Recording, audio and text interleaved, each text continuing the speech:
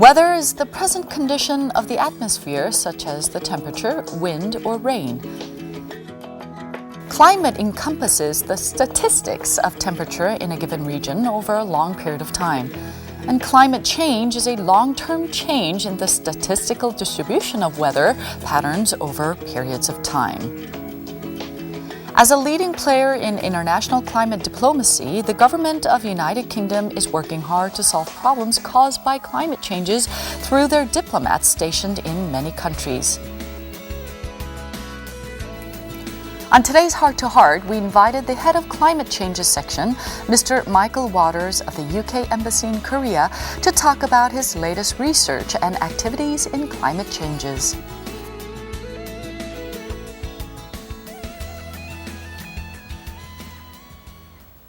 Hello and welcome to Heart. I'm Colleen Park. The ice caps melt and the Maldives may just sink into the sea. This may sound like a sci-fi disaster movie, right? Well, it's not. It's if the current pace of the climate change keeps going the way it is, it might turn into reality. Well, on today's Heart to Heart, we'll be talking about what seems to be on everyone's mind globally, which is global warming. We have Mr. Michael Waters here, who is the head of climate change section of the UK Embassy in our studio today. Welcome. Thank you. Welcome. Yeah, nice to meet you. Yes, nice to have you here. We've had many guests and experts, and we've talked about climate change, and I guess we haven't solved it yet. That's why you're here. Yeah, well, I'm hoping to solve it soon, but I'll try my best. Yes. We need it done instantly. Well, first of all, how did you get involved in climate change? Well, I in the UK, where I worked just before coming to Korea, I was involved in a few small climate change projects there. But actually, the way that I got most involved and most interested in it was in my personal life. I started to read about it. And climate change is one of these things. The more you read about it and the more you learn about it, the more scary it becomes. But also, the more you see how urgent and important a problem is. Yes. And also the kind of opportunities that we can have by responding to climate change. So it was through my personal life, really, that I got interested in it. And then when I saw this job was available in Korea, it was a fantastic opportunity to come here. Okay. Well, you're currently working as the head of climate change sector in the UK Embassy in Korea. That's right. I'm not getting that. The UK Embassy, why do they have a sector for? That's right, yeah. So we have at the British Embassy a team that is 100% focused on climate change.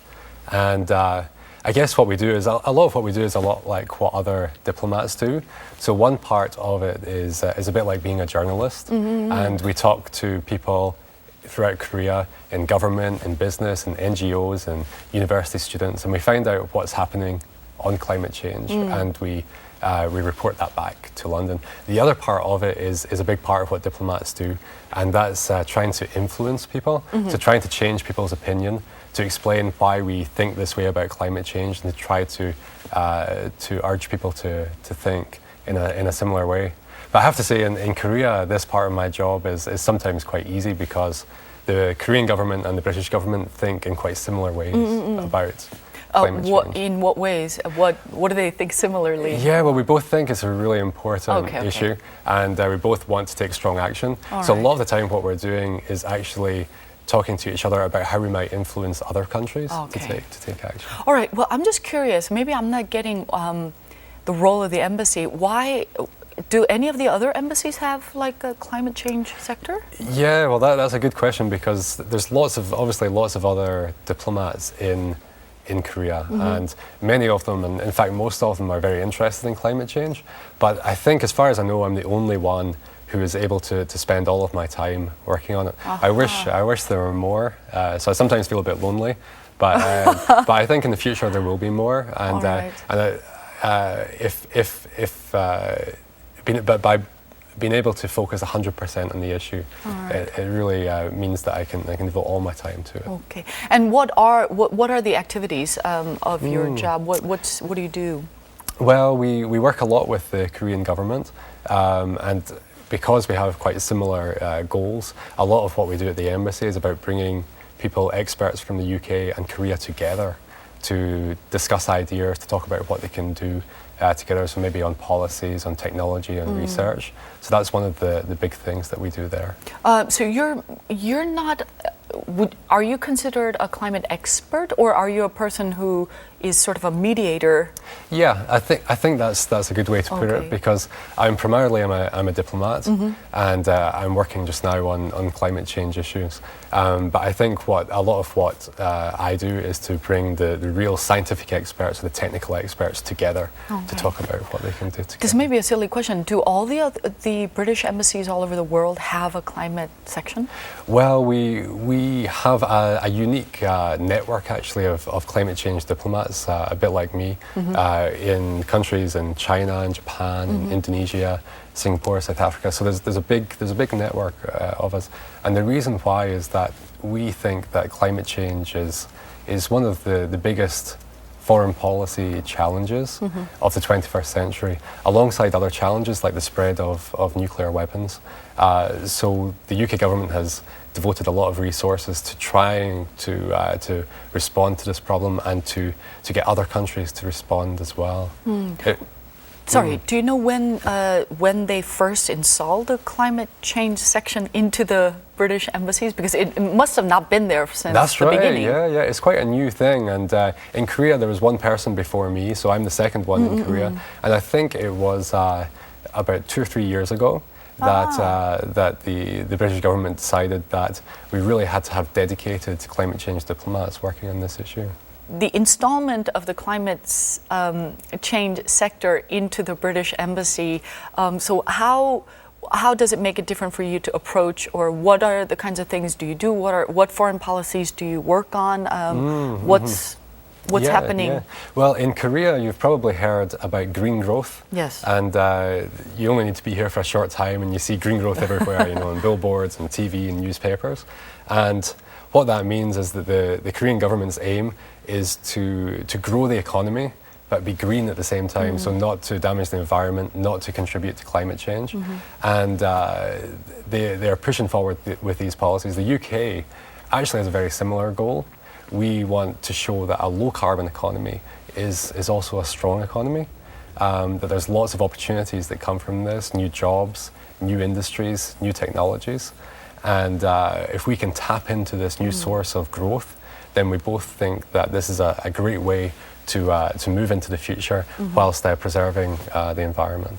I know we talk about green growth all the time. How far along is Korea in sort of the world scale of low carbon emissions? Well, that's why it's so exciting to work here, because I think that Korea is really at the forefront of this, and they're really leading the way on green growth, and they have a real chance to become a global leader. Lots of countries look to Korea as this model. As you know, Korea not so long ago was a very poor country, but has developed so rapidly that lots of other countries look at Korea and think, wow, what has Korea done? They listen to what Korea says. So if Korea can show that it's possible to grow and be green at the same time, then they have a real opportunity to change the way that people think about economic growth. Good to hear. Good to hear. Yeah. How energy efficient or low carbon emitting center is the British embassy here in Korea? How efficient is?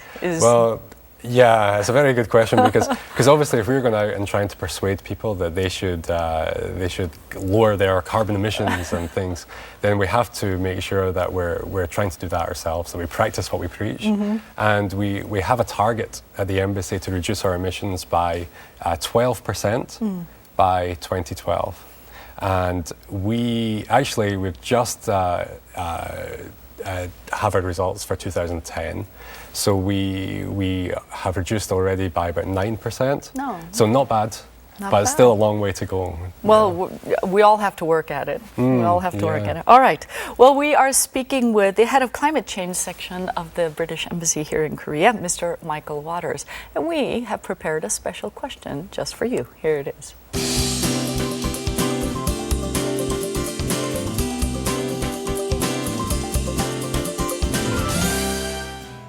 Climate Change and Environment Division of the Ministry of Foreign Affairs and Trade is working together with Climate Change Section of the UK Embassy for research on climate changes.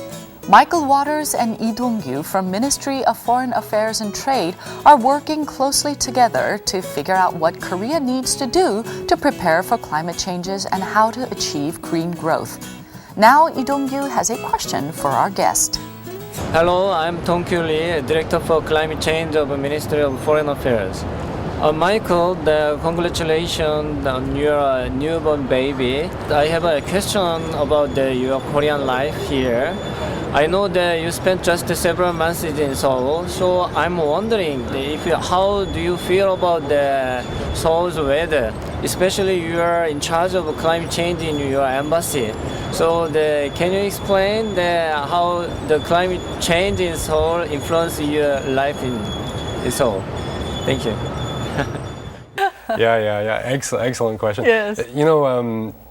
Well, first of all, I really like the weather here. I think I love the clear skies that you have. You know, even in winter, you see blue skies a lot, and you see the sunshine a lot. In the UK, it's quite different. And you often see British people, they carry umbrellas all the time. Umbrellas, yes. And I mean, really, where I'm from in Scotland, it rains a lot. I think climate change is affecting the weather here. You know, I remember last year, the Tuesday before the Chuseok holiday, and I'd been at the Yongsan electronics market. I bought a electronic dictionary to try to improve my Korean skills, and it started to rain. So I thought I better get home quickly. So I got the train to City Hall station, near where I live, and when I came out the station, it was raining so heavily. I don't know if you remember that day, but it was yeah. And so I was walking up the road. I got to the Kyobo building crossing at Gwanghwamun station, and I wanted to cross the road there, but actually there was no road. It was just like a river. It was a river. It was a fast-flowing river, and I mean, literally, it was above my knees, almost up to my waist. Oh my God! No, we saw that. We were on the south side, and it was just we had never seen that in Seoul, in the middle of midtown ever. I don't ever remember seeing it. And you know, because of that, there are thousands of people were evacuated from their homes and their businesses, and so it was scary. And I think some people said this was because of climate change, but actually we can't say that this one particular event was because of climate change. But I think what we can say is that these are the kind of things that we might see more in the future. This was a taste maybe of what will come. Well, you know, every winter just seems to be getting colder, or it has for the past few years. And this last winter was just, I mean, I remember being in minus 22, trying to film something in the mountains, and we were just completely frozen, and we just, and I'm from Los Angeles. So, but the Korean weather, and I know we have lovely autumns. We have, the fall season here is really lovely. But every year, it just seems the temperatures are becoming more severe, either too hot or too humid or too this, too that. Well, and I know that we as individuals, we need to help in order to lower our carbon footprint and do all that. Well, how severely do you recycle? Are you a heavy recycler? Are you? I try to as much as I can, and certainly in the embassy, we recycle all our paper that we use. But you know, I think is people often ask me, you know, what can I do to? What can we do? And it's actually a very important question, because you buy a magazine and it says here's 50 ways to be green, and but you can't do all these 50 things. It's just impossible to fit them into your busy life. So I think it's really important to prioritize. I mean, for example, the magazines might say it's really important to unplug your mobile phone charger. And I didn't know that. And it is important to unplug your mobile phone charger, but the amount of energy used by your mobile phone charger in one day is the same as driving a car for 1 second. So it's much more important to drive less than to So if you're trying to choose between things, you should look for the things that will really make the most difference. All right. How the driving and fossil fuel, Is it better to just like quickly use it up and get rid of it so that we can't use it anymore? I mean, that might be an option. Yeah. Well, I mean, fossil fuels are running out, and people, the population is going up, and people are using more and more energy. That these fuels are going to run out anyway. So it's really important that we move to a new kind of sources of energy. But in the UK, I mean, we still use 90% of our energy still comes from fossil fuels. Fossil fuel. So actually, moving away from coal, from oil and gas is going to be a really big challenge. We have to have electric cars and renewable energies by about 10 or 20 times more than we have at the moment. All right, let me ask you about a myth. You know, we always hear we have the capabilities of not using fossil fuel. It's just that because of certain large companies and politics and all of that, they are pretending that we still need to use fossil fuel. Is that true? Or I don't know what the myth is. Can we get away from it right away? Or is the government just hiding something from us? Well, it's certainly it's not going to happen overnight that we move away from fossil fuels. At the moment, we're so reliant on them. We have the technology now to move to more renewable energy. So we know what we need to do. It's just a question of how fast. How fast can we do it? And I think we need to move very quickly. We still need to use some fossil fuels in the medium term for the next 10 to 20 years.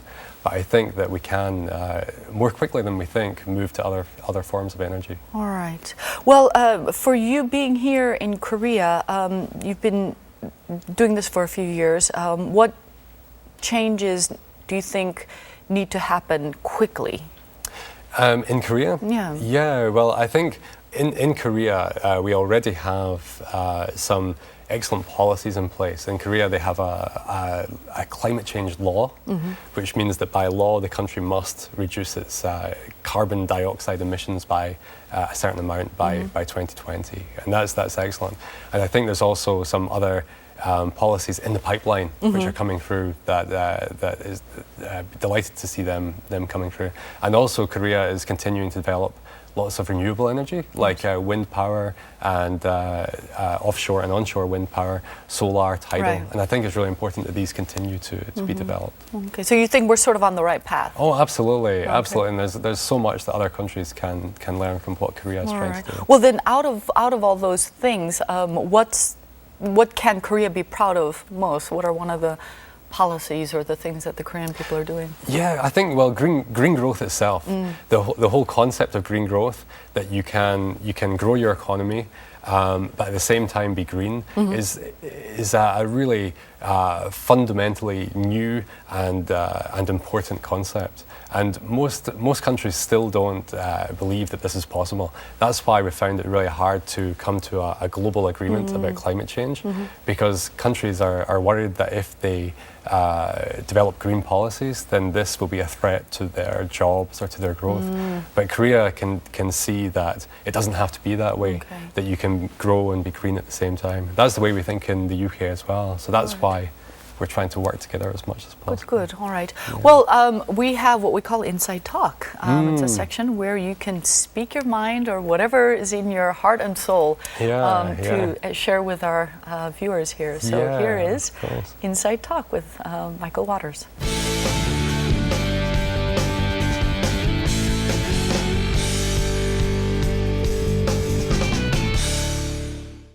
혹시 한국말로 좀 말씀드려도 될까요?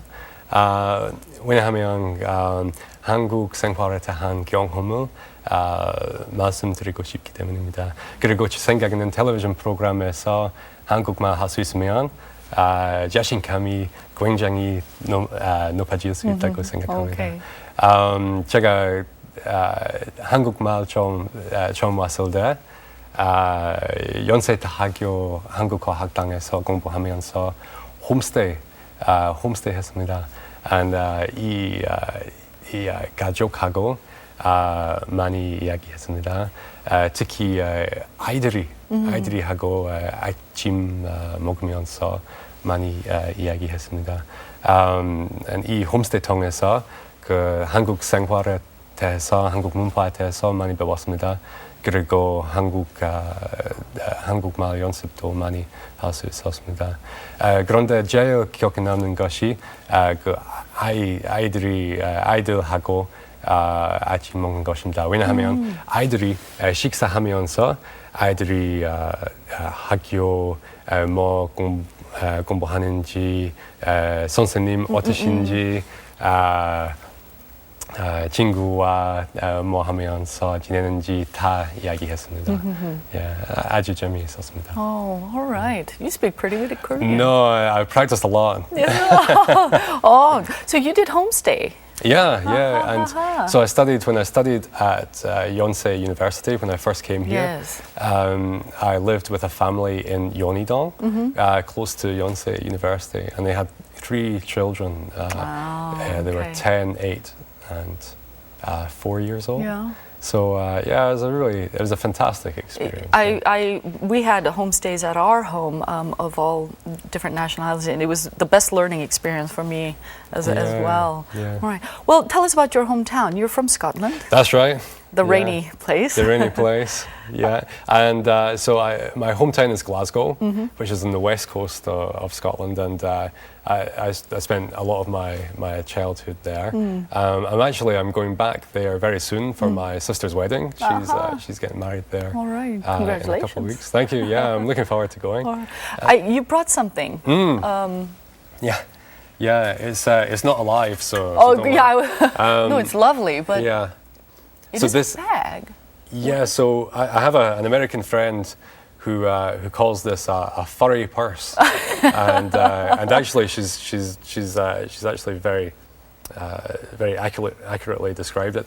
You know the Scottish traditional outfit Yes, that yes. we wear. So we have the kilt, Right. tartan kilt, Right. The socks and the special shoes. But the important thing that's missing from this is pockets. There's no pockets. So this is what this is for. It's a pocket. It's a furry pocket. Yeah. So instead of a wallet, we wear this, and it goes round your waist. And you can put various things inside this, money, your wallet, cigarettes, or whatever you carry around with yourself. But what I have here is what every Scotsman should have, and this is.